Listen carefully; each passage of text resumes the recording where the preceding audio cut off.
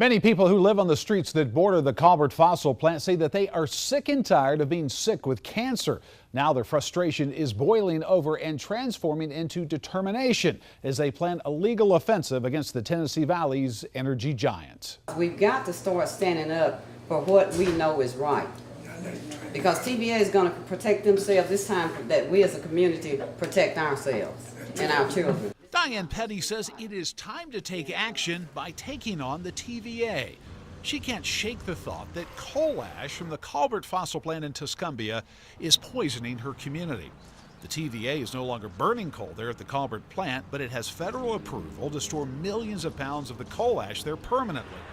Petty and many of her neighbors congregated in this church to brainstorm about how to stop those plans with a class action lawsuit. Our main goal is for the ash ponds to be moved.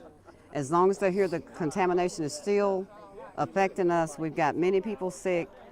We can't fix this problem by covering it up. The Pettys tell us they are speaking out so their trips to this cemetery won't be as frequent.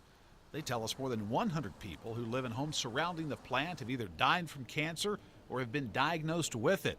Diane Petty's husband, Otis, is a cancer survivor, but he's now waiting on test results to see if his cancer is back.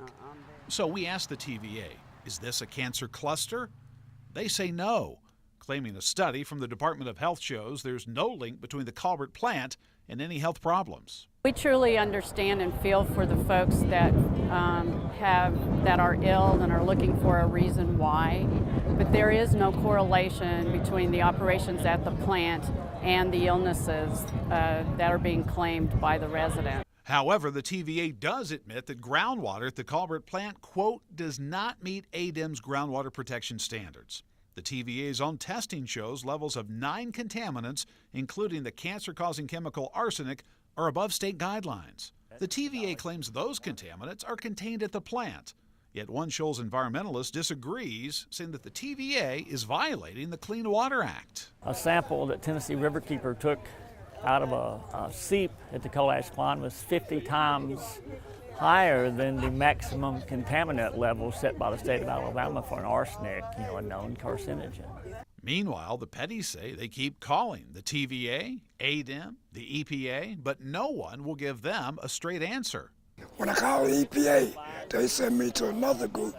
I call that group, they send me to another group, and just keep sending you on and Your head spinning? That's what they do. Why can't the EPA help the Pettys? The United States Commission on Civil Rights tells us since the EPA classified coal ash as non-hazardous material, it can't enforce the requirements of its own coal ash rule. My number one question is why coal ash is not classified as hazardous material. We asked the EPA that very question. It says it looked through 450,000 comments before deciding coal ash is non-hazardous. So what can you do if you're concerned that your water supply is full of contaminants? The EPA says citizens can band together and sue. However, the Commission on Civil Rights found in most cases people who live near power plants don't have the money for a lengthy lawsuit against a federally owned corporation like the TVA. We were discriminated against by using our communities to dump their poison. While the odds may be stacked against them, the Pettys say they're willing to fight for what's right. And in their eyes, that means moving the Colbert coal ash to a different site. The Pettys say that more than likely will not happen unless they file a class action lawsuit. Now, at first, the TVA did consider moving the coal ash on trucks or trains, but decided against that based on environmental concerns and a staggering cost difference. The TVA claims it would spend $250 million to dig up and move the coal ash, but to store it in place, $10 million. I'm Trent Butler, WAFF 48 News.